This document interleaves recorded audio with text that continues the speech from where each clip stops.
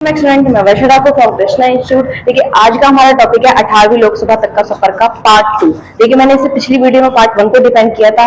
Part 1 में हमने क्या पढ़ा था कि हमारी जो पहली लोकसभा यानी कि 1952 में जो हमारी लोकसभा का गठन हुआ था उसमें हमारे पंडित जवाहरलाल नेहरू थे। दूसरी लोकसभा में भी पंडित जवाहरलाल नेहरू और फिर तीसरी लोकसभा में हमारे पंडित जवाहरलाल नेहरू की मृत्यु होने के बाद गुलजारीलाल नंदा 13 दिन के लिए एक्टिंग प्राइम मिनिस्टर जिसे हम बोलते हैं कार्यवाहक के रूप में कार्य किया। उसके बाद शास्त्री जी को शपथ दिलाई गई। उसके बाद उनकी मृत्यु होने के बाद फिर दोबारा से गुलजारीलाल नंदा को यानी कि जीएल नंदा को दोबारा से 13 दिन के लिए एक्टिंग प्राइम मिनिस्टर की कार्यवाहक के रूप में कार्य करना पड़ा। उसके बाद 13 दिन के बाद फिर इंदिरा गांधी को शपथ दिलाई गई। यानी कि मैंने आपको बताया कि तीसरी लोकसभा में 4 प्रधानमंत्री आए लेकिन 5 शपथ ली गई।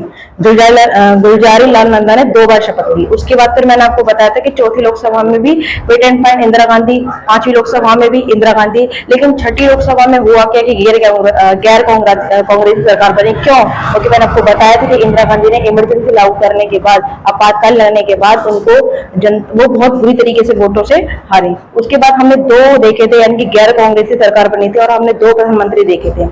एक तो हमारे थे मोरारजी देसाई, उन्होंने इस्तीफा दे दिया था, पहले प्रधानमंत्री थे जिन्होंने प्रधानमंत्री के पद से इस्तीफा दिया था। उसके बाद फिर हमने देखा था कि मोरारजी देसाई के बाद चौधरी चरण सिंह, इनके हो जाने के बाद इन्होंने 1-1 साल तक ही अपना कार्यकाल पूरा किया। ये ज्यादा दिन तक सरकार जो है वो चल नहीं पाई। उसके बाद हमने देखा कि इंदिरा गांधी दोबारा से आई और इंदिरा गांधी ने सच में बहुत अच्छे कार्य करे, लेकिन हुआ क्या कि ऑपरेशन भूषण चलाने की वजह से सिखों की नजर में इंदिरा गांधी की जो इमेज थी वो बहुत डाउन हो गई और उनके 2 ही बॉडीगार्ड के द्वारा यानी कि सतवंत सिंह और बेअंत सिंह के द्वारा इनको 31 से ज्यादा गोलियां मारी गई।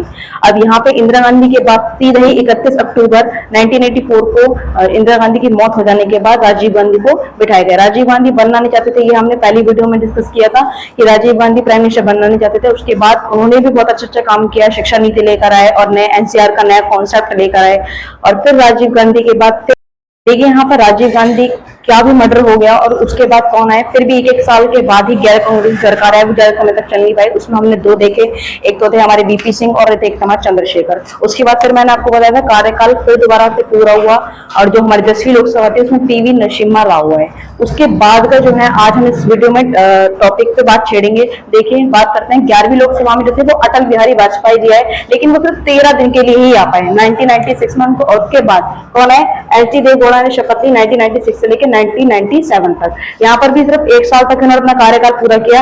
फिर उसके बाद 12वीं लोकसभा में नहीं, इसी 11वीं लोकसभा में दोबारा से इंद्र कुमार गुजराल आया 1997 से 1998 तक।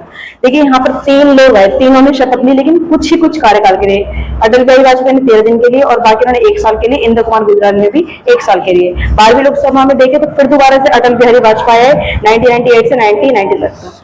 ये भी 1 साल तक ही थे 1999 तक। इसमें पोखरण करा गया था यानी कि जो परमाणु बम करा गया था इसका, और उसके बाद कारगिल युद्ध में हमें जीत भी हासिल हुई थी जो 1999 में हुआ था।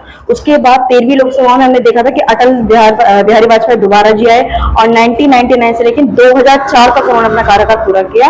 और ये कौन से सरकार थे? भाजपा सरकार थे। अभी तक हमने देखा था कि यहाँ पर कांग्रेस जो थी वो 70 सालों से राज करती हुई आ रही थी, लेकिन धीरे धीरे कांग्रेस का दबदबा केंद्र स्तर पर तो समाप्त हुई क्या, धीरे धीरे वो राज्य स्तर पर भी समाप्त हो गया। उसके बाद देखते हैं कि भाजपा सरकार बहुत अच्छी तरीके से जोर शोर से आई।